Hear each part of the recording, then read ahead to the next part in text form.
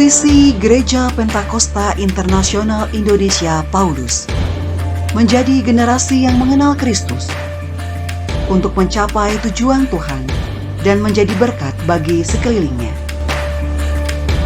Misi Gereja Pentakosta Internasional Indonesia Paulus berubah menjadi seperti Kristus, mengerti dan menghidupi prinsip-prinsip kerajaan Allah, berhasil dalam keluarga, komunitas, dan profesi yang Tuhan percayakan. Nilai-nilai GPI Paulus: bermutu, mengampuni,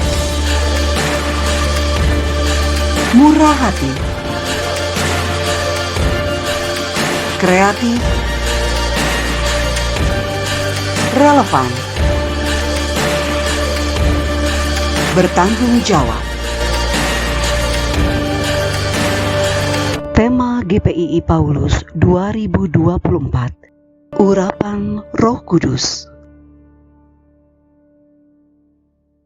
Cinta dari surgawi melingkupi kehidupan kami. Terima kasih Tuhan, kami berdoa buat jemaat-jemaat Tuhan mungkin dalam perjalanan dari rumah mereka menuju ke tempat ini, di bait Tuhan, bait sucinya Tuhan, di gereja Tuhan, di tempat ini. Biar Tuhan sendiri yang memimpin mereka, menyertai mereka, baik lewat kendaraan, motor, mobil, dan angkot. Biar mereka tiba di tempat ini dengan keadaan sehat dan kuat. Biar kami sama-sama meninggikan dan mengagungkan nama Tuhan. Demikian juga Tuhan, kalau ada kuasa yang bukan dari Tuhan yang mau mengganggu ibadah kami pada pagi hari ini, kami batalkan, kami hancurkan, kami tolak di dalam nama Yesus. Dan kami izinkan kuasa Allah, kuasa Roh Kudus bekerja sebebas-bebasnya di tempat ini. Tuhan juga memberkati, mengurapi semua yang mengambil bagian di dalam pelayanan, WWL, singer, tim musik, multimedia. Biar Tuhan memberkati kolektor. Demikian juga yang menyampaikan firman Tuhan, diberkati, diurapi, diberi hikmat, kebijaksanaan, pengetahuan, marifat yang dari Tuhan. Terpujilah namamu Tuhan. Dalam nama Yesus kami berdoa dan bersyukur dan membuka ibadah kami pada pagi ini. Haleluya, haleluya, amin.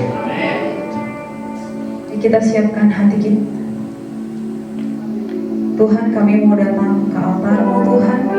Kami mau datang Tuhan ke hadirat-Mu, memandang wajah-Mu Tuhan. Kami mau datang Tuhan dan mengatakan bahwa tubuh kami haus Tuhan akan Engkau. Jiwa kami rindu Tuhan. Setiap kali Tuhan kami datang Tuhan, kami merasakan kepuasan yang baru Tuhan.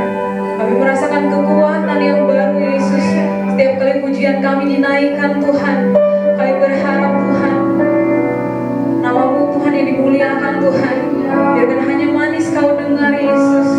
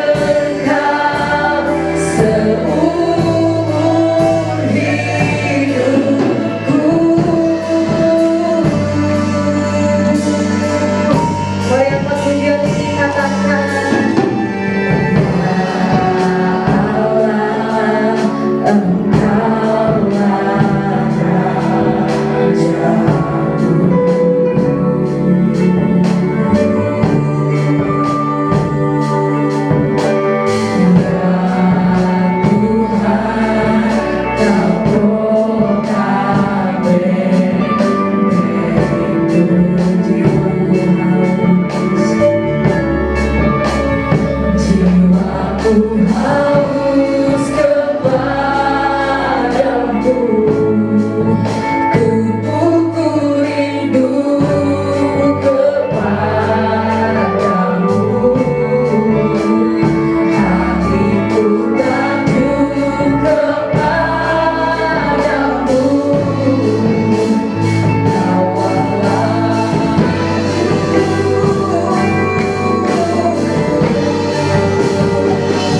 Kau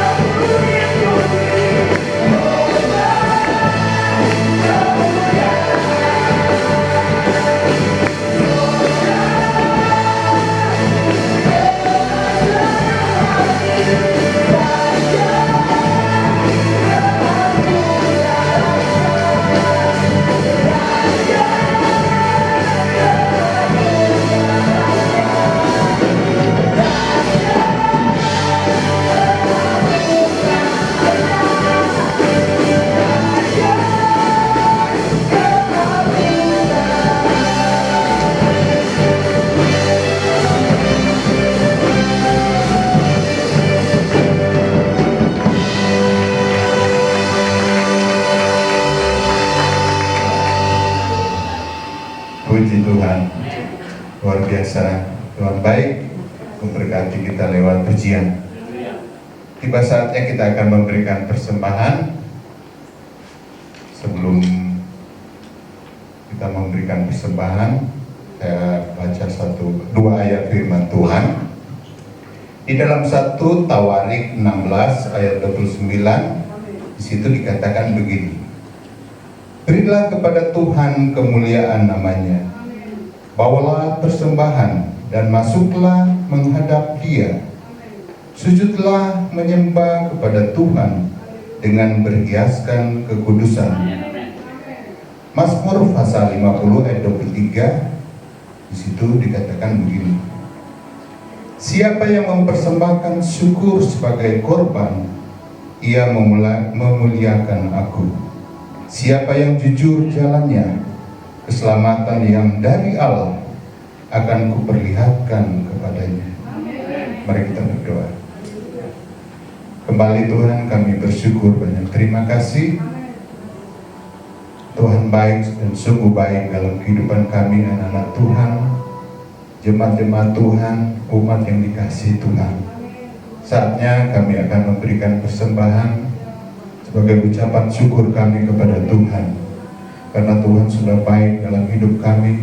Tuhan memberikan keselamatan bagi kami, Tuhan memberikan kekuatan bagi kami untuk kami bekerja. Bahkan Tuhan juga memberkati kami, kehidupan kami hari-hari dipelihara Tuhan. Bahkan kami hidup saat itu adalah kemurahan Tuhan yang Tuhan berikan bagi kami. Tidak ada apa-apa yang kami berikan selain kehidupan kami. Sebagai ucapan syukur kami berikan kepada Tuhan. Dengan berkat daripada Tuhan yang luar biasa itu, kami mau wujudkan itu di dalam kehidupan kami lewat kami memberikan persembahan untuk pekerjaan Tuhan di tempat ini. Terima kasih Tuhan. Kami mau memberi hanya di dalam nama Yesus, Tuhan dan Juru Selamat kami yang hidup. Haleluya, haleluya. Amin. Salam. Terpujilah Tuhan kita, Tuhan yang baik. Karena kasih kebaikan Tuhan, kita bisa hadir di tempat ini untuk mengangkat pujian kita. Terima kasih kita kepada Tuhan. Bapak Ibu yang dikasihi oleh Tuhan, saat ini kita akan melakukan request di gereja kita. Kita akan berdoa, kita akan bersama-sama melakukan melayani Tuhan, dan kita harus benar-benar meyakinkan doa itu adalah suatu jalan kita untuk menghubungkan komunikasi kita dengan Tuhan. Karena kita percaya, saudaraku yang dikasihi oleh Tuhan, tema bulan ini di gereja kita mendirikan mesbah. Saudaraku yang dikasihi oleh Tuhan, jemaat Tuhan tahu mendirikan mesbah itu adalah jalan untuk mempersatukan kita, meyakinkan kita melalui mesbah dalam doa itu di dalam rumah tangga kita, membentuk suatu kumpulan dalam keluarga kita, bersyukur kepada Tuhan. Di situ akan terjadi mesbah Tuhan. Makanya bulan ini gereja kita mengambil tema mesbah, mendirikan mesbah. Kita harus dapat mengimani bagaimana mendirikan mesbah itu di dalam rumah tangga kita masing-masing. Kita percaya, saudaraku yang dikasihi oleh Tuhan, yakin kalau ada mesbah di dalam rumah tangga kita, kalau ada mesbah doa yang selalu kita pergumulkan dalam rumah tangga kita pasti akan dapat urapan kuasa daripada Tuhan. Bapak Ibu yang dikasihi oleh Tuhan, mesbah itu adalah suatu bentuk bagaimana kita bersama-sama berkumpul dengan keluarga untuk berdoa, untuk meyakinkan bahwa bersyukur kepada Tuhan, berdoa kepada Tuhan untuk menyampaikan apa yang kita sudah rasakan dalam hidup kita. Bapak Ibu yang dikasihi oleh Tuhan, mendirikan mesbah adalah suatu jalan untuk mengucapkan syukur kepada Tuhan. Kita tahu, saudara yang dikasihi oleh Tuhan, kita akan baca daripada firman Tuhan yang terambil daripada 2 Kejadian 8 ayat 20. Bagaimana Nuh mendirikan mesbah untuk mengucapkan syukur kepada Tuhan. Jalan Nuh untuk berterima kasih kepada Tuhan, di mana Tuhan memberikan keselamatan kepada keluarga Nuh ketika pada saat zaman itu air bah datang menimpa seluruh umat Tuhan yang ada di dalam dunia ini. Nuh mengatakan di sana dalam Kejadian 8, lalu Nuh mendirikan mesbah bagi Tuhan dari segala binatang yang tidak haram dan dari segala burung yang tidak haram. Itu diambilnya beberapa ekor, lalu mempersembahkan korban bakaran di atas mesbah.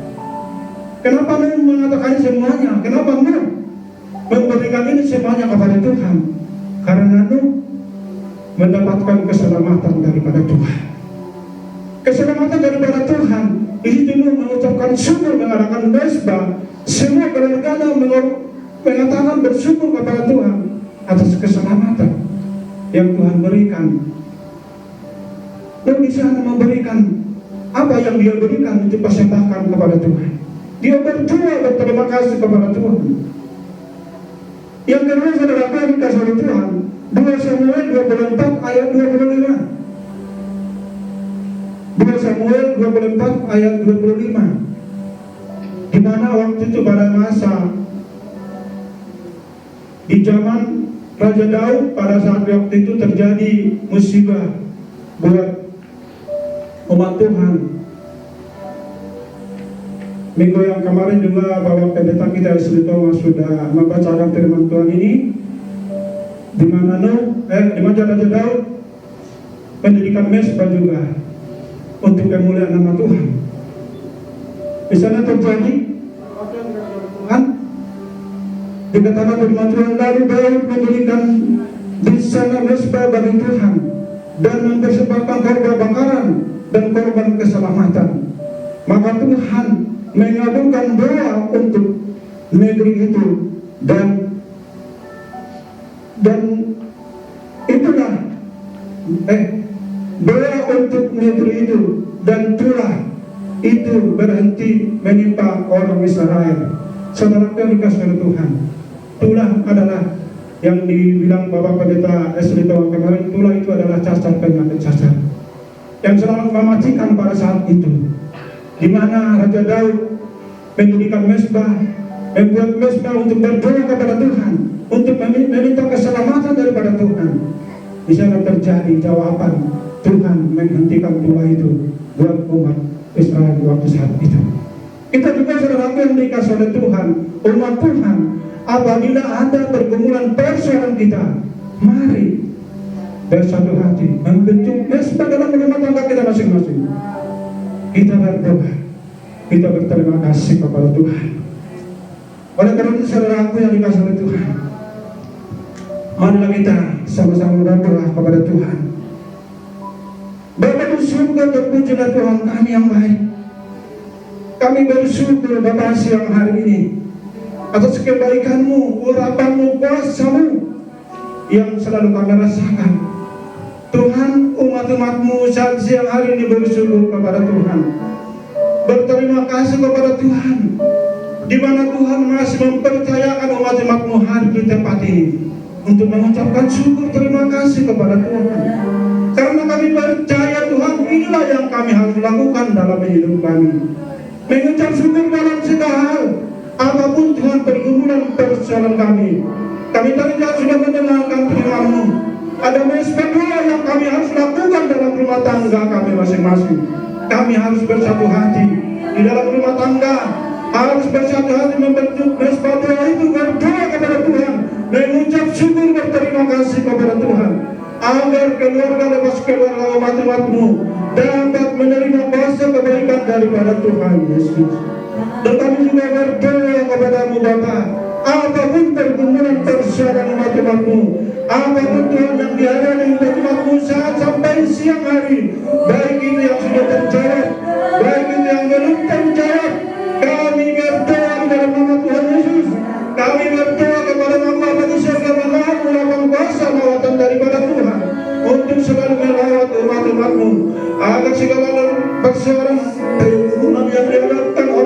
jawabmu Tuhan, ada jawaban daripada Tuhan. Oleh karena itu kami bersyukur hanya kepada Tuhan. Bapa yang baik, terima kasih Tuhan. Kami juga selalu berdoa kepada Tuhan, mengucap syukur kepada Tuhan. Umat-umat-Mu ini Tuhan merindukan lawatan kasih daripada Tuhan. Di mana Tuhan hari yang sudah lewat Tuhan, di mana umat-Mu Tuhan sudah melakukan pemberkatan limpah di tempat ini Bapa. Di sini Tuhan saat ini hadir rumah tangga yang Tuhan sudah bentuk, kami percaya di mana kebenaran Bapa panjangkan Tuhan Engkau tahu Yesus dan bentuk rumah tangga yang baru karena Tuhan yang menghendaki. Oleh karena itu kami percaya kepada Tuhan, kami serahkan rumah tangga yang baru ini ke tangan Tuhan, agar Tuhan berkati selalu apapun rencana keluarga baru ini Tuhan. Kami percaya Tuhan akan memberikan lawatan kasih daripada Tuhan. Tuhan akan memberkati segala gangguan rumah tangga mereka, agar rumah tangga kelak nanti menjadi berkat, akan menjadi rumah tangga yang selalu bersukacita oleh karena kasih daripada Tuhan Yesus. Bapak Ibu kami juga selalu berdoa memohon kepada Tuhan buat keluarga umat-Mu saat ini Bapa, di mana keluarga dari Bapak Evangelis Jesse Kumarang Sunda Tuhan, kami berdoa kepada Tuhan apapun rencana keluarga ini Tuhan, kami percaya dan kami berdoa dalam nama Tuhan Yesus, Engkau akan menjadi lawatan-Mu akan selalu dalam kehidupan mereka. Apapun yang direncanakan keluarga daripada hamba ini Tuhan, Tuhan yang selalu berkenan hadir di sana untuk memberikan kemudahan agar keluarga dari Bapak Pendeta Evangelis Jesse Kumarang Tuhan untuk mengalami pemberkatan hingga nanti di Medan. Tuhan yang selalu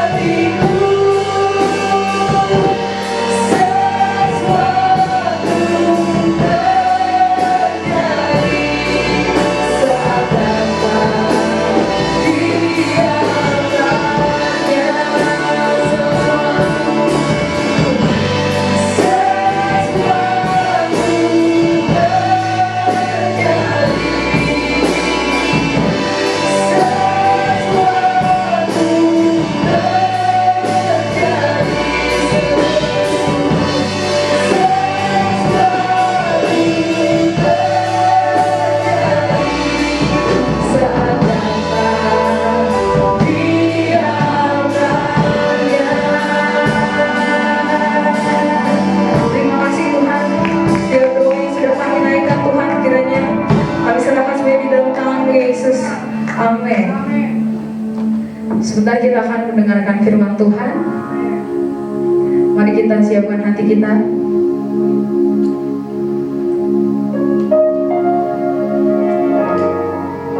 Tuhan, kami mau datang Tuhan ke altar-Mu Yesus. Kami mau datang Tuhan untuk mendengarkan firman-Mu Bapa. Kami mau Tuhan Kau berbicara kepada kami Tuhan, supaya sungguh kami mengerti Tuhan akan mezbah-Mu Tuhan. Supaya sungguh Tuhan kami mengerti Tuhan apa isi hati-Mu Tuhan. Biar sungguh Tuhan setiap kali kami datang Tuhan, kami membawa rasa syukur kami lagi Tuhan. Bukan hanya sekedar permasalahan kami Yesus.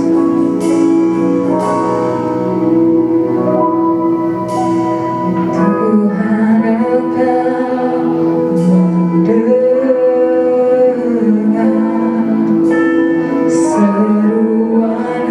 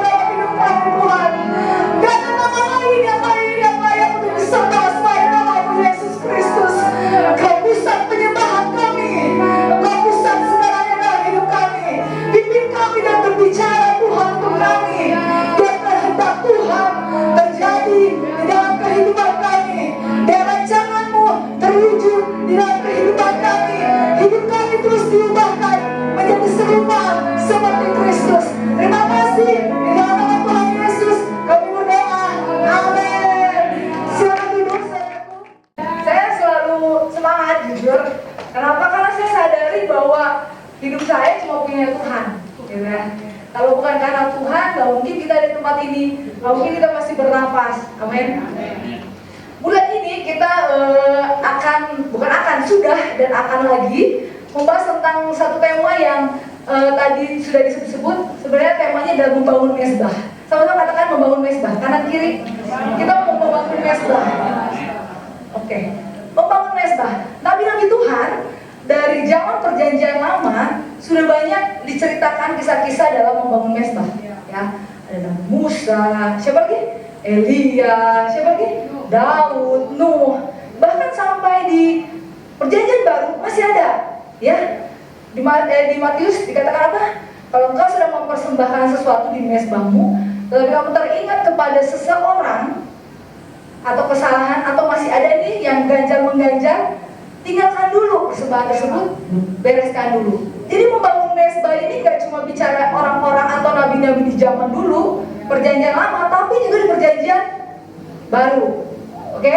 Amin. Nah, kita mau belajar tentang membangun mesbah supaya apa? Supaya apa tuh yang dialami oleh nabi-nabi zaman dulu nggak cuma jadi dongeng, nggak cuma jadi cerita, tapi itu terjadi dalam kehidupan kita. Amin. Amin. Judulnya adalah menang dalam peperangan. Siapa yang mau menang dalam kehidupannya? Semua orang senang menang. Anak saya Theo, tiap main games cuma Uno aja, mau nangis dia kalau kalah. Semua orang pengen menang, iya nggak? Ya, naturally gitu. Nah, tapi ada hal yang harus kita pahami adalah sebelum kita mencapai titik kemenangan, ada hal yang harus kita persiapkan terlebih dahulu, gitu ya. Jadi jangan cuma mau menangnya, tapi nggak mau ngerjain dulu persiapannya. Nggak adil kalau kayak gitu, ya. Nah, dalam kehidupan ini kita manusia terdiri dari apa? Tubuh, jiwa, dan roh. Setiap harinya kita diperhadapkan dengan peperangan demi peperangan, iya nggak? Peperangan yang lagi nyari kerja, Tuhan saya mau kerja apa ya? Peperangan, Tuhan saya mau kuliah di jurusan apa ya? Anak saya mau sekolah di mana ya? Ini gimana nih cara bayar biaya sekolahnya ya Tuhan? Dia mau ujian nih Tuhan, lulus nggak ya? Skripsinya, ada begitu banyak peperangan demi peperangan. Ini harga sembako naik Tuhan, berperang kita, iya nggak? Iya dong, ibu-ibu apalagi ngitung nih biasanya segini bisa dapatnya banyak, kok sekarang jadi berkurang. Ada peperangan demi peperangan yang kita harus hadapi di dimensi tubuh kita. Nah, sebelum kita mengalami kemenangan di dalam dimensi itu, kita harus menang dulu di dimensi roh. Karena kalau misalnya kita nggak menang dulu di dalam roh kita, sulit untuk kita menang di dalam dimensi tubuh kita. Hal-hal yang kita temui sehari-hari, ya. Kita baca dulu ayatnya langsung aja, Efesus 6 ayat 10 sampai 12. Tuhan firman Tuhan berkata bahwa baca yuk sama-sama yuk. 1, 2, 3. Akhirnya hendaklah kamu kuat di dalam Tuhan, di dalam kekuatan kuasanya. Kenakanlah seluruh perlengkapan senjata Allah, supaya kamu dapat bertahan melawan tipu muslihat iblis. Karena perjuangan kita bukanlah melawan darah dan daging, tetapi melawan pemerintah-pemerintah, melawan penguasa-penguasa, melawan penghulu-penghulu dunia yang gelap ini, melawan roh-roh jahat di udara. Jadi Tuhan udah kasih kisi-kisinya. Sebelum kamu berperang, karena akan selalu ketemu dengan peperangan, Tuhan bilang ini, kuatkan dirimu di dalam siapa? Tuhan. Kekuatan kita bukan berdasarkan otot yang kita punya secara jasmani. Oke? Bukan karena saya dari cek lab, hasil darah saya bagus semuanya. Oke, it's good. Tapi kekuatan kita ada di Tuhan kita. Karena kita harus mengenakan seluruh perlengkapan senjata Allah. Sebelum kita berperang, kita harus mempersiapkan dulu diri kita. Pakai dulu perlengkapannya. Jangan main perang aja tanpa persiapan. Apa yang akan terjadi? Kita akan kalah. Semua orang tahu, nggak pakai persiapan pasti kalah. Atlet-atlet setiap kali mau bertanding pasti persiapan dulu. Berbulan-bulan, bahkan bertahun-tahun mereka dari kecil dilatih. Olahraga, angkat beban, dan lain sebagainya. Ya, next. Oke, jadi yang mau saya sampaikan adalah kita harus siap dulu nih di fase yang namanya persiapan. Supaya apa? Ketika kita kuat, kita mampu bertahan, kata firman Tuhan. Bahkan kita pengennya gak cuma bertahan, tapi menang. Menang melawan siapa? Iblis. Benar, karena peperangan kita adalah melawan kuasa kerajaan roh jahat. Nah, di fase ini gimana caranya supaya kita kuat? Yang perlu kita bangun adalah mesbah Tuhan. Katakan lagi, kita perlu membangun mesbah Tuhan. Kanan kiri coba bilang, kita perlu membangun mesbah Tuhan. Wah, belum kedengaran. Yuk, kita perlu membangun mesbah Tuhan. Kita perlu membangun mesbah Tuhan. Apa itu mesbah Tuhan? Next. Mesbah Tuhan adalah tempat di mana kita mempersembahkan korban. Mesbah adalah tempat kita mempersembahkan korban. Sedikit kisah, ini dari kisahnya Elia. Kita nggak mungkin baca, boleh nanti di rumah dibaca di rumah masing-masing karena cukup panjang. Singkat cerita saya boleh ceritain summary-nya ya, ringkasannya ya. Jadi Elia pada waktu itu di bangsa Israel mereka punya raja yang namanya Ahab. Raja Ahab ini nikah sama Izebel, ya. Lalu gara-gara si istrinya ini, makanya hati-hati para istri. Jadinya dia menyembah Baal, menyembah berhala lain. Dia nggak lagi menyembah Tuhan. Nah, ketika nggak lagi menyembah Tuhan, apa yang terjadi? Waktu itu Elia berdoa supaya tidak terjadi hujan di tanah Israel atau di bangsa Israel.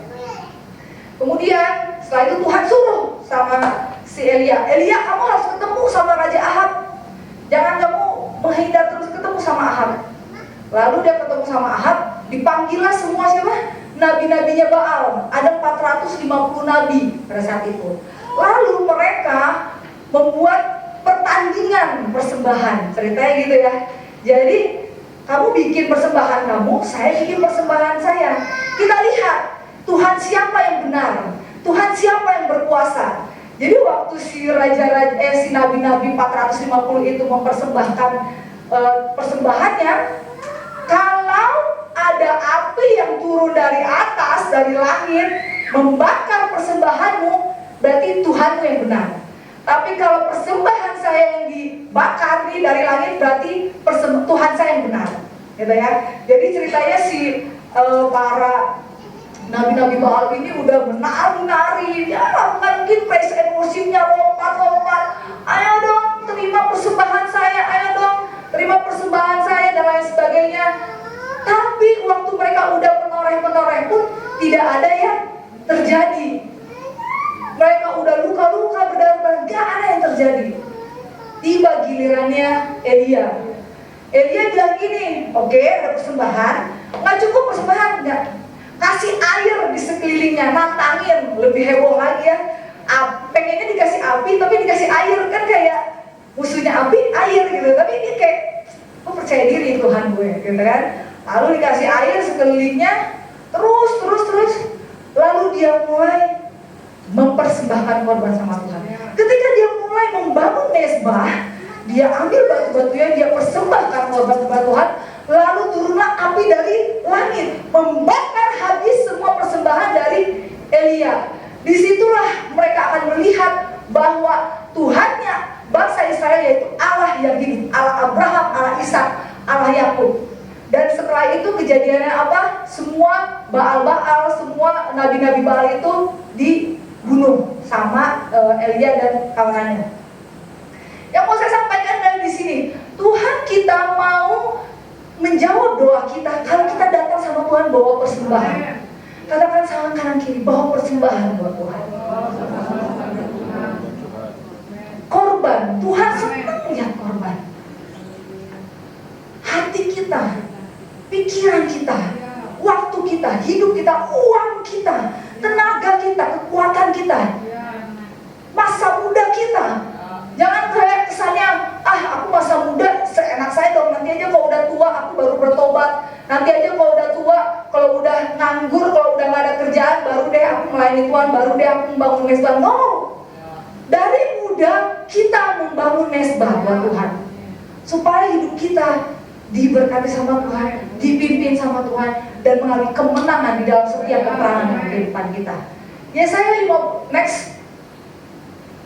Yesaya 55 ayat 6 berkata, carilah Tuhan selama ia berkenan ditemui, berserulah kepadanya selama ia dekat. Mezbah adalah tempat di mana kita bisa bertemu dengan Tuhan, gitu ya.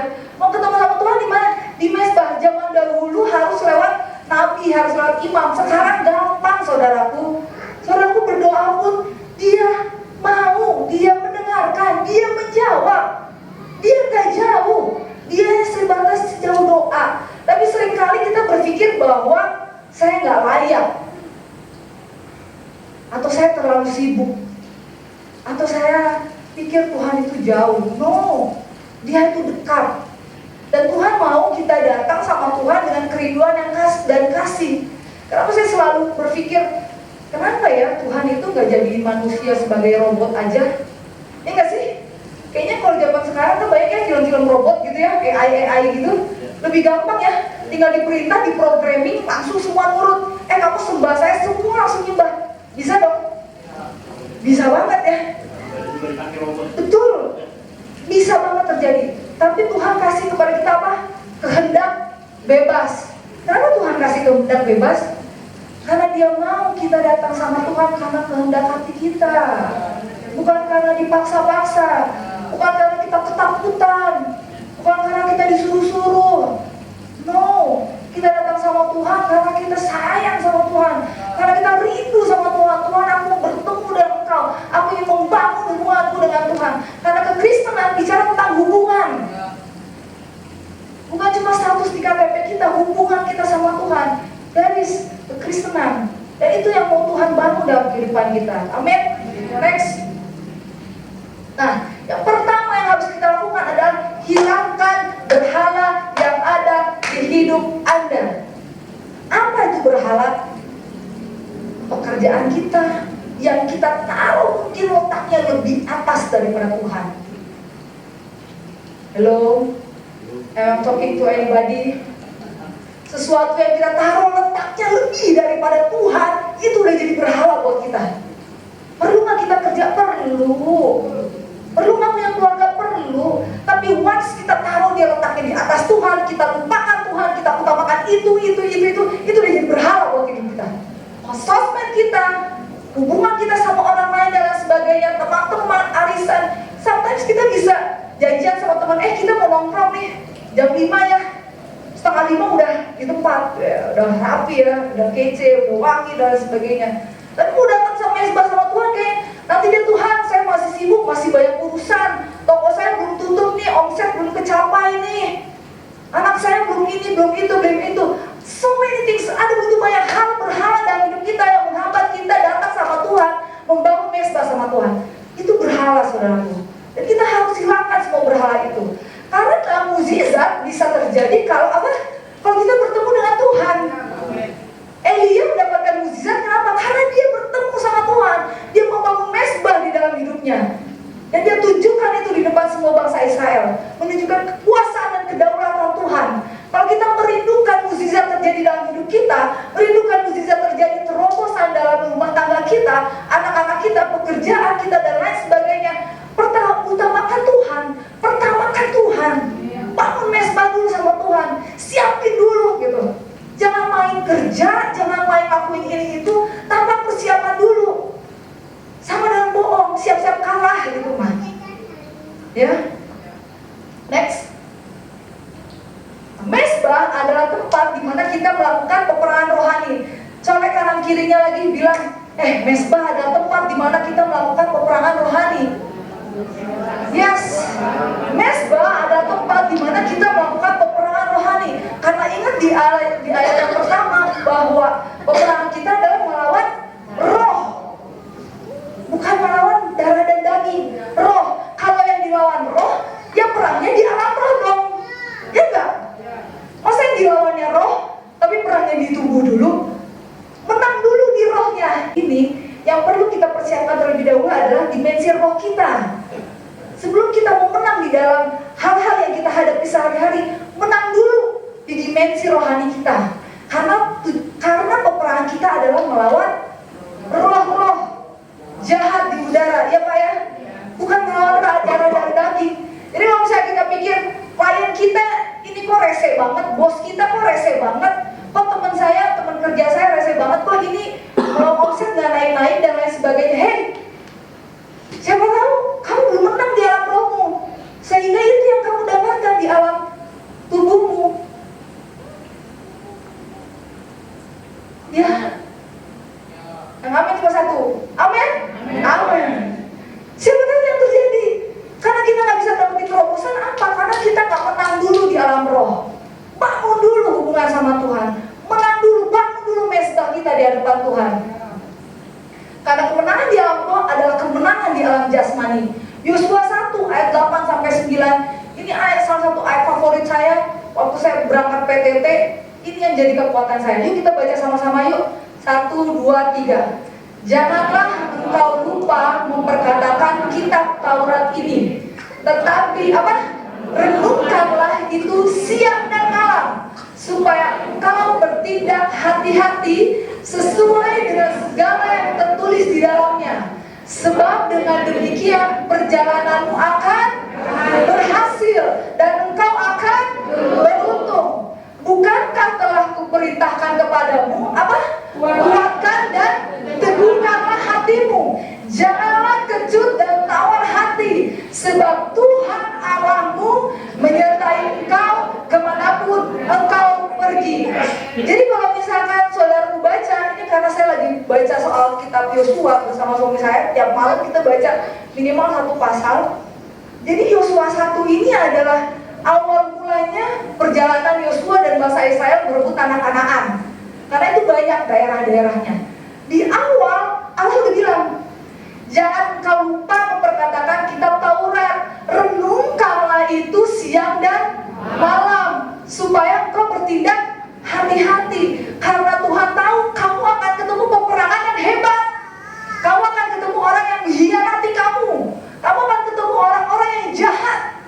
Tuhan kasih kisi-kisi dulu, kuatkan dan teguhkan hatimu. Jadi kalau kita ketemu dengan orang-orang yang jahat dalam hidup kita, mungkin dia sikut kita, mungkin dia fitnah kita, Tuhan bilang apa?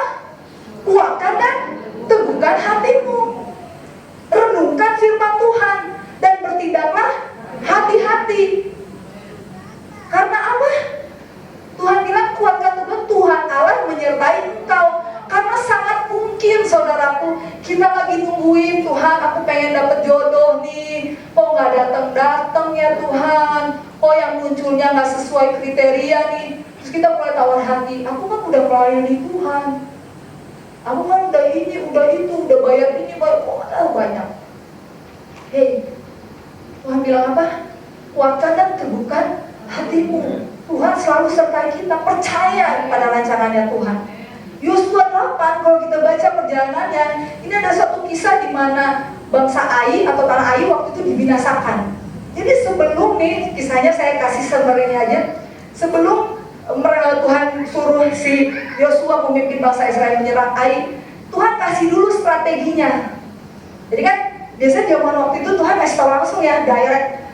Tuhan kasih dulu strateginya. Kamu bakal nyerang bangsa itu, tapi ada kawanan kalian, ada tentara kalian yang nunggu di belakang negeri itu. Kebayang? Ini sebuah negeri nih, ibaratkannya ini sebuah negeri. Kamu siapin dulu tentara yang nyumput di belakangnya. Oke? Jadi ada orang-orang yang udah disetting di belakang negeri tersebut, dan ada orang-orang yang nyerang dari depan. Ya, ceritanya nih orang-orang yang udah settingan ini nyerang dari depan, dan nyerang gitu kan. Terus bangsa Ai-nya panas dong. Wih, itu bangsa Israel mau merebut tanah kita. Ayo kita serang balik. Jadi si bangsa Israel ini udah nyerang, terus dia pura-pura lari, kabur. Ketika dia kabur, apa yang terjadi? Bangsa Ai-nya panas dong. Kita serang, kita kejar dia, kita bunuh, dikejar semuanya. Waktu mereka kejar, mereka meninggalkan negeri Ai kosong. Karena apa? Karena mereka kepancing sama strateginya Yosua. Strategi yang dapat dari siapa? Dari Tuhan. Waktu mereka pergi, semuanya udah kosong. Muncullah orang-orang yang di belakang negeri itu, bangsa Israel masuk lalu membakar habis si bangsa ini, si negeri Ai ini. Kebayang? Strateginya dapat dari siapa? Dari Tuhan. Jadi kamu dapat strategi dalam hidup, jangan cari di tarot, jangan cari di dukun-dukun,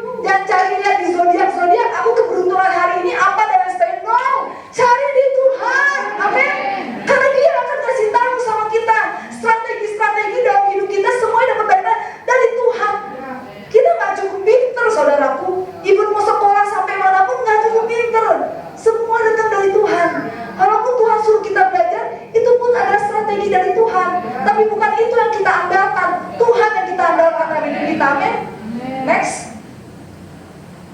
Mazmur 25 ayat 12 sampai 14. Kalau saya bilang ini ada sebuah privilege dari anak Tuhan, sebuah keuntungan jadi anaknya Tuhan tuh ini.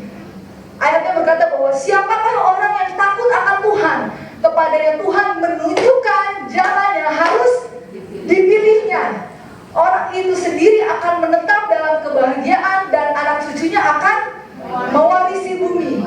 Tuhan bergaul karib dengan orang-orang yang takut akan Dia dan perjanjiannya diberitahukannya kepada mereka. Jadi kalau pengen punya strategi baru dalam bisnismu, datang dulu sama Tuhan. Takut sama Tuhan, karena Dia akan kasih tahu jalan yang harus kita pilih. Sekarang semua jadi make sense buat saya. Kenapa ada orang-orang yang punya potensi besar, hebat, pintar nyanyi, artis-artis, kenapa harus end up dengan bunuh diri? Karena dia nggak punya arah tujuan kehidupannya, karena kosong dalam hidupnya, karena dia nggak ada Tuhan dalam dirinya. Tapi kalau kita, orang-orang yang sudah Tuhan perlengkapi, orang-orang yang takut akan Tuhan, Tuhan kasih tunjuk jalan hidup kita. Kita nggak perlu takut, kita nggak perlu cemas. Aku mau kemana ya Tuhan habis ini? Tahun ini mau ngapain lagi? Tahun depan dan sebagainya. Enggak, semua datangnya dari Tuhan. Karena itu berjalan bersama Tuhan tuh indah banget, enak banget. Serius. Saya baru ulang tahun 39 tahun, saya alamin. Mungkin kalau orang rata-rata dibilang 70 tahun, berarti setengah hidup saya udah lewat lah ya. Tapi saya mengalami perjalanan hidup saya hari demi hari bersama Tuhan. Tuhan kasih tunjuk kok. Kamu kesini ya, kamu kerja di sini, kamu lakukan ini dan kamu nikah dengan ini dan sebagainya. Tuhan kasih tunjuk. Dan saya mengalami perjalanan kehidupan saya dituntun sama Tuhan dan mengalami yang namanya apa, sukacita dan damai sejahtera. Itu yang penting banget gitu. Amin. Next. Nah, dalam mendengarkan suara Tuhan, kita harus peka. Karena seringkali suara Tuhan itu bisik-bisik, belok sini, belok sana. Dia nggak, hei, pindah sana, gini, enggak. Seringkali suara Tuhan itu lembut, Roh Kudus itu lembut. Simpel aja, saya lagi nyetir, saya biasanya belok kiri karena pengen lewat KPAD, di depan biasanya macet nih. Tapi di sini orang udah gini, belok kiri, udah gitu. Enggak deh, depan kayaknya enggak. Lurus, pas dulu bener macet, akhirnya saya putar balik. Sering kali kayak gitu kan dalam hidup, ya enggak? Jujur. Iya, kitanya yang ngeyel, Tuhannya udah ngomong, kitanya yang ngeyel, enggak macet di situ, bisa kok, nggak perlu lewat sini. Kita sering kayak gitu. Atau apa, kita sering nontonin apa, sosmed, keseringan dengerin suara yang keras dari luar, podcast-podcast teori A, B, C dan lain sebagainya, tanpa kita dengerin langsung dari Tuhan. Makanya cara mengujinya adalah kita harus baca sendiri firman Tuhan tersebut. Khotbah bagus, ya bagus, tapi kita nggak bisa ngandelin itu, karena begitu banyak pengajaran-pengajaran di luar sana yang tidak sesuai dengan firman Tuhan. Kristen progresif lah, apalah inilah itu dan sebagainya. Kalau kita nggak punya dasarnya, kalau kita nggak baca firman-Nya, kita akan mudah diombang-ambingkan. Ya, hanya Yesus lah jalan kebenaran dan hidup. Nggak ada jalan selain Yesus. Kalau kita nggak baca firman Tuhan sendiri, kita akan bingung, kok kata si pendeta ini teorinya gini, kok kata si pendeta itu gini. Bingung. Cara YouTube, TikTok, Instagram, banyak banget. FB, Bapak Ibu mungkin yang sering FB, banyak banget. Makanya perlu baca sendiri firman Tuhan. Amin. Next.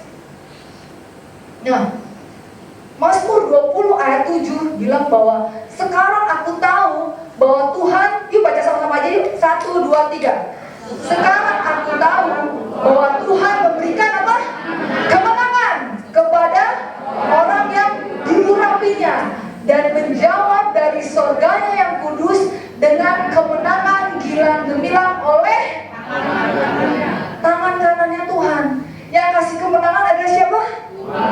Makanya datang dulu sama bangun dulu mesbah sama Tuhan, bawa dulu persembahan sama Tuhan. Amin. Bukan karena kuat dan gagah kita. Kalau Tuhan kasih pun itu buat kemuliaan nama Tuhan. Saya sering bilang sama Tuhan, Tuhan kalau Tuhan bisa pakai apapun, tolong pakai saya. Saya minta sama Tuhan. If you can use anything, Lord, you can use me.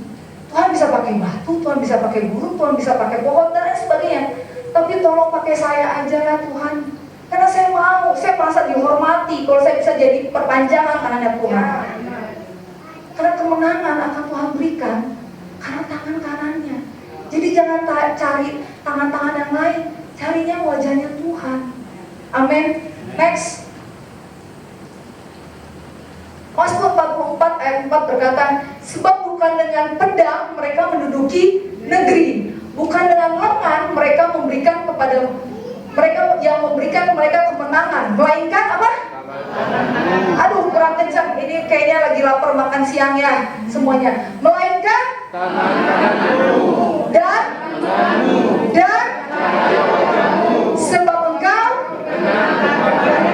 ya, tangan kanannya Tuhan, lengannya Tuhan, cahaya wajahnya Tuhan, itu yang memberikan kemenangan buat hidup kita. Jadi kalau kita mau menang di dalam peperangan hidup kita, datang sama Tuhan. Cari wajahnya Tuhan. Karena Tuhan mendapati hidup kita berkenan kepada Dia. Amin. Terakhir, waktu kemarin kami komsel EXO Young and Adult, ada satu topik yang kita pengen bahas bersama. Ya, topiknya gini, warisan rohani apa yang mau kita berikan untuk anak cucu kita?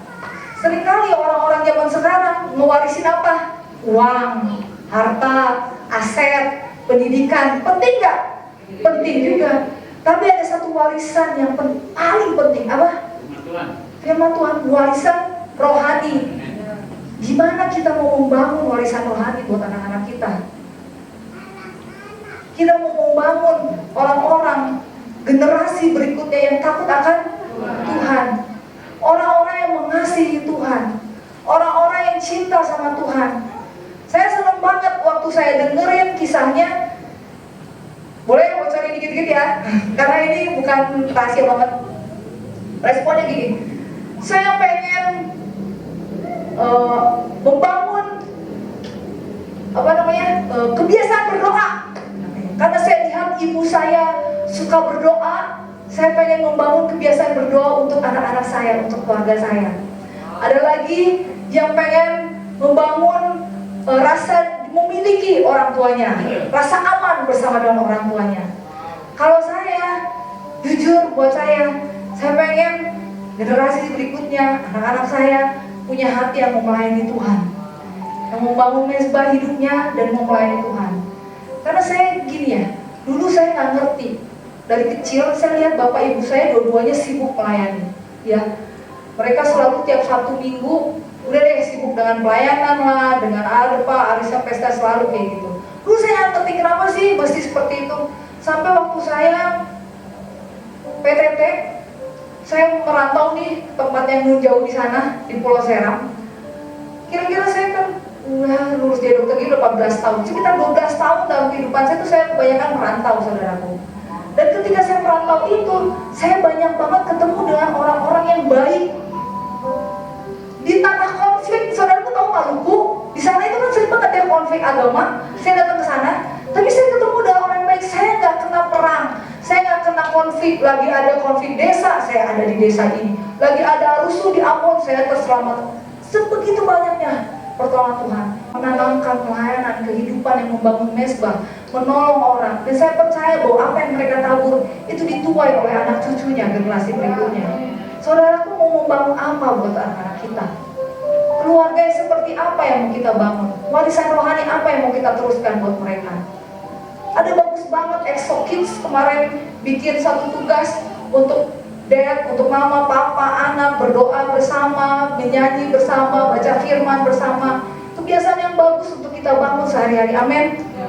Dan itu gak cuma sekedar jadi tugas, tapi kita rindukan bahwa itu benar-benar kita lakukan sehari-hari. Supaya apa? Supaya kita memberikan, menanamkan dalam hidup mereka. Hei, datang dulu sama Tuhan sebelum kau menjalani setiap harimu. Ketemu dulu sama yang punya bumi ini. Ketemu dulu sama pemilik surga. Dan bawa kehidupanmu, persembahkan bagi kemuliaan nama Tuhan. Terakhir, mari kita bangkit berdiri. Mezbah bicara mengenai perjumpaan kita dengan Tuhan. Ada banyak hal yang bisa kita kita dapatkan ketika kita membangun mesbah. Kemenangan demi kemenangan, mukjizat demi mukjizat bisa terjadi dalam hidup kita. Terobosan demi terobosan, kesehatan bisa terjadi dalam hidup kita ketika kita membangun mesbah di hadapan Tuhan. Ketika kita membawa korban persembahan kita sama Tuhan. Ketika kita berdoa menyembah Tuhan, kita membaca perkataan firman-Nya, kita membangun hubungan kita dengan Tuhan. Tuhan sedang menyiapkan kemenangan demi kemenangan di dalam hidup kita. Tuhan sedang menyiapkan terobosan demi terobosan dalam hidup kita. Tuhan tak pernah tinggalkan kita. Tuhan sayang sama kita. Tuhan mau kita sujud di hamba-Nya. Sujud di hamba-Nya. Ku bawa hidupku, ku terima anugerah-Nya yang pujiku dan bebaskanku, yang ubah hidupku, yang ubah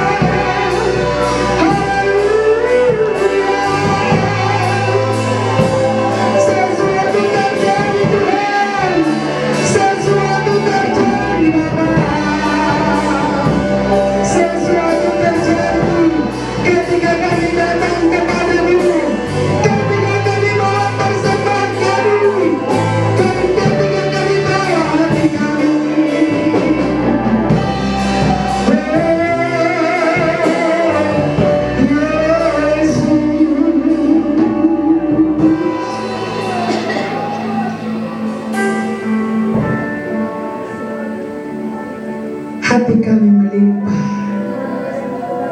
dengan ucapan syukur. Kami bangga memiliki Engkau Tuhan yang mengajar kami bagaimana kami dapat membangun mesbah di hadapan-Mu. Hati kami melimpah dengan ucapan syukur ketika kami Bapa menerima kebenaran firman-Mu, untuk kami tahu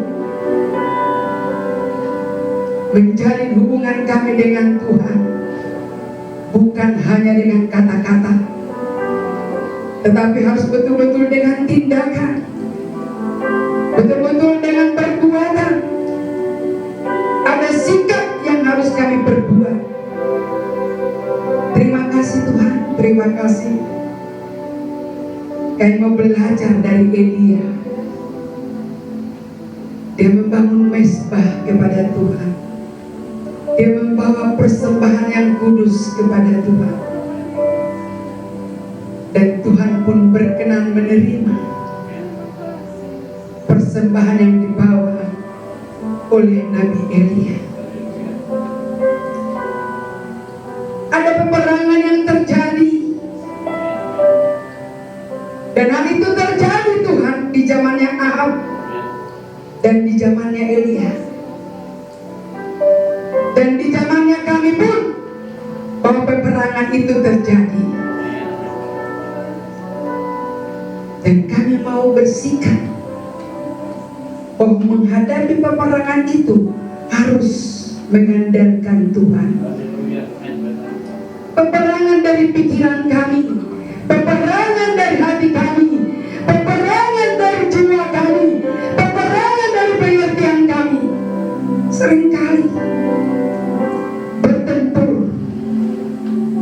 dan seringkali tidak disadari ada kekalahan.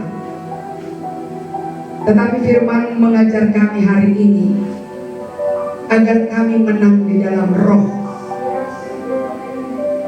sehingga kami mampu menghadapi peperangan apakah yang diperhadapkan kepada kami setiap pribadi. Peperangan apakah yang diperhadapkan kepada gerejamu? Peperangan apakah yang diperhadapkan kepada jemaatmu? Dan peperangan apakah yang diperhadapkan kepada hamba-hamba? Kami mau Tuhan menyelidiki apakah kami sadar bahwa peperangan itu adalah membuat dan mengasah kami untuk boleh lebih naik level kami, untuk lebih naik pengertian kami, untuk lebih naik mendewasakan diri kami. Seringkali melawan kemalasan pun kami tidak menang. Seringkali melawan perkara kecil pun kami tidak menang, karena kami mengandalkan logika pikiran kami. Tetapi Tuhan mengajar kami bahwa begitu banyak Baal-Baal di sekeliling kami, di mana kami berdomisili, di mana kami bekerja, di mana kami bertempat tinggal, di mana setiap aktivitas kami, di sana begitu banyak Baal-Baal yang menjadi musuh dan lawan kami. Dan biar kami Tuhan selalu mengandalkan Tuhan. Sebab peperangan kami sesungguhnya firman-Mu mengajar bukan melawan darah dan daging, tapi melawan penghulu-penghulu di darah, penguasa-penguasa di darah, yang tidak dapat dilihat oleh kasat mata. Kiranya kami berhati-hati, dan kami mau memakai perlengkapan senjata Allah di dalam kehidupan kami. Ada pedang roh, ada firman-Mu, ada iman. Perlengkapan senjata Allah ini harus kami miliki bersama, supaya kami tidak dikalahkan oleh tipu muslihat si iblis. Bapa yang baik, terima kasih. Terima kasih Tuhan. Pengajaran dan firman-Mu, terima kasih. Berkati hamba-Mu yang sudah membagikan firman-Mu. Engkau buat menjadi perpanjangan lidah-Mu berbicara.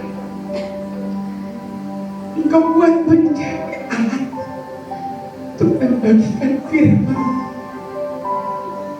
agar kami mengerti, agar kami memahami, agar kami mengetahui posisi kami sebenarnya itu sudah bagaimana. Untuk kami memiliki kerinduan, memiliki kemenangan kilang gemilang, untuk kami boleh tersandarkan dengan firman-Mu.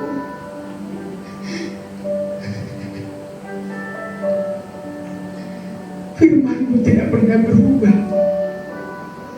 Firman-Mu penuh otoritas, merombak pola dan sikap kami. Firman-Mu berdaulat atas hidup kami untuk kami dapat melakukan apa yang Tuhan kehendaki. Sebab yang Tuhan mau adalah yang melakukan kehendak-Mu. Biarlah kehendak-Mu yang terjadi. Satu pujian yang mengangkat kami, satu pujian yang membawa kami. Tak perlu kami pertahankan kehebatan diri kami, tetapi kami mau menyerahkan ke dalam kehendak-Mu saja. Mau tunduk Tuhan kepada otoritas dari firman-Mu. Mau tunduk kepada kedaulatan firman-Mu. Berbicara dalam hidup kami, berbicara menegur kami, berbicara merombak sikap dan perilaku kami. Kesempatan itu begitu indah. Terima kasih Tuhan, terima kasih. Berkati dari rezeki yang sudah menjadi saluran firman, membagikan firman-Mu, dan kiranya setiap telinga yang mendengarkan itu dapat mendengarkan dengan baik, dan setiap hati dapat menyimpan kebenaran firman-Mu, dan setiap pikiran itu dapat diproses oleh firman-Mu, sehingga semakin tahu dan semakin mengerti perjalanan kami ini menuju kepada kemenangan. Terima kasih Bapa. Sidang jemaat-Mu telah menikmati firman-Mu. Sidang jemaat-Mu telah menyembah-Mu dan memuji-Mu di dalam roh dan kebenaran. Terima kasih. Pelayanan hari ini berkenanlah menjadi dupa yang harum kepada Tuhan. Pelayanan hari ini berkenanlah Engkau menerimanya menjadi dupa yang harum naik kepada hadirat-Mu Tuhan. Seperti persembahan kami hadiah yang naik kepada hadirat-Mu, yang membuktikan satu keajaiban dan mujizat terjadi. Terima kasih Tuhan, terima kasih. Lawat jemaat-Mu Tuhan, hampiri jemaat-Mu Bapa, agar jemaat-Mu semakin bertumbuh imannya, semakin kuat imannya, semakin mampu menghadapi yang tidak mungkin boleh menjadi mungkin di dalam nama Tuhan Yesus, yang memiliki kemampuan berperang melawan segala penghulu-penghulu udara, tipu muslihat si jahat. Sekembalinya jemaat-Mu dari rumah-Mu, tidak ada yang kosong. Semuanya diperlengkapi di Judikas Situmora terhadap tunangan yang bernama Major Gift Manuru, dan mereka telah bersepakat tentang waktu, hari, dan tempatnya. Akan dilaksanakan di Medan. Semua perjalanan dari keluarga hamba-Ku pun Tuhan tuntun. Bahkan perjalanan Gift dan Cindy pun Tuhan tuntun. Semua gerak langkah mereka dalam perlindungan Tuhan, sehingga terlaksana dengan baik.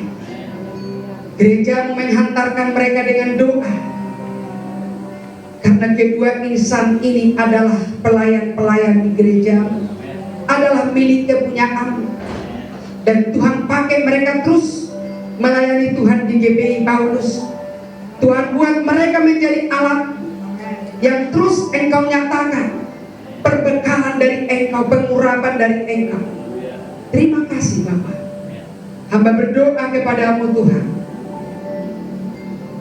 keluarga besar Gereja Pentakosta Internasional Indonesia di seluruh Indonesia, dalam pimpinan ada sekali sebulan fellowship terjadi, dan besok hari atau hari Selasa itu dilaksanakan.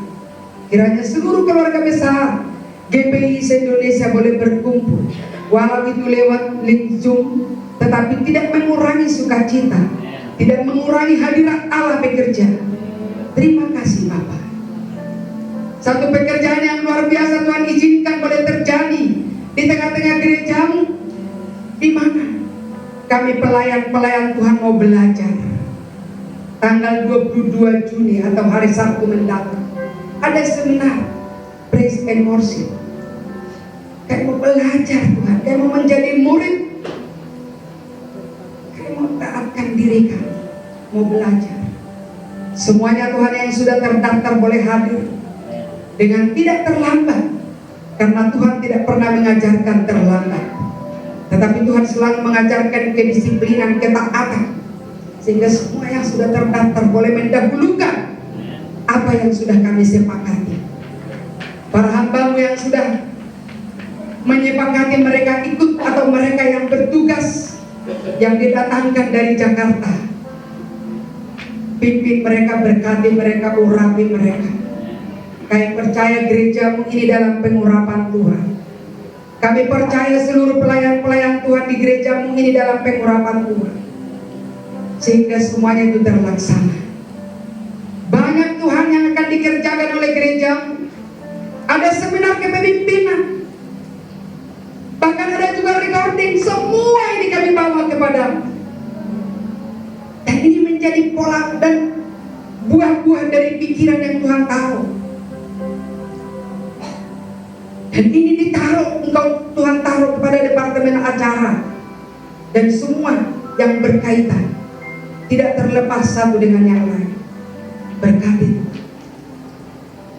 Kiranya kami hamba-hamba Tuhan juga boleh mengerti dan memahami bahwa ada tugas yang harus kami lakukan, sehingga kami bukan hanya pendengar, bukan hanya mengetahui, tetapi ikut ada di dalam.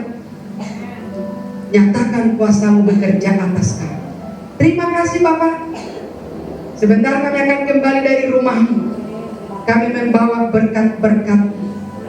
Sidang jemaat yang terkasih, jikalau sidang jemaat telah diberkati oleh firman Tuhan, aminkan setiap kebenaran firman Tuhan. Diberkatilah engkau di kota, diberkatilah engkau di ladang, diberkatilah buah kandunganmu, diberkatilah hasil bumimu dan hasil ternakmu, anak lembu sapimu dan kandungan kambing dombamu. Diberkatilah bakulmu dan tempat adonanmu.